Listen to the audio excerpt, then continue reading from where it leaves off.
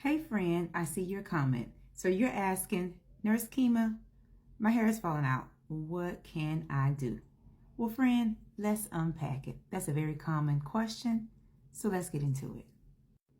Now, first things first, I'm not going to assume that you're just on the GLP-1 wellness journey.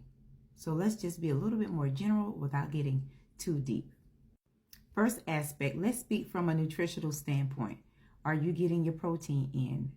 How's your vitamin levels? How's your iron? How's your vitamin D? How's your biotin levels? You know, sometimes when we're on a wellness journey, we become deficient in certain areas due to lack of nutrition absorption based on the journey that we're on. We're not able to consume the same amount of food. We're eating in a caloric deficit, and sometimes we don't always hit our targeted goals. Now, let's get into number 2.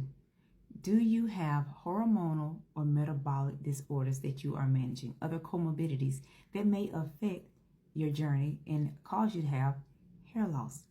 I can't answer that question for you. So make sure you are definitely reaching out to your provider because they're going to know your medical history, all medications that you are taking to better advise you or determine the reason why you are having hair loss.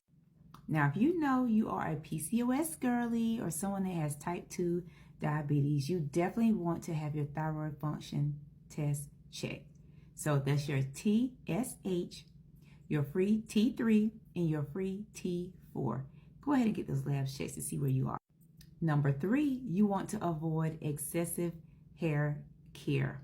Okay, and when I say excessive, we want to avoid excessive heat use. We want to be gentle with our hair care routine, friend.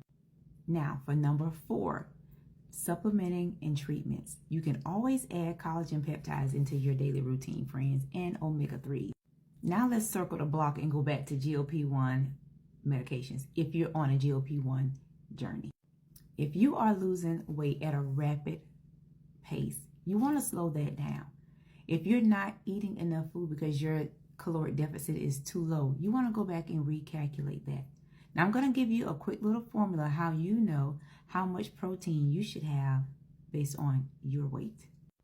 Okay, friends, here's a quick formula to calculate your protein intake, what it should be based on your current weight. So right now I'm 146 pounds. So we're going to take 146 and divide that by 2.2, which is going to give me 66 kilograms. And then we're going to multiply that by 0.8.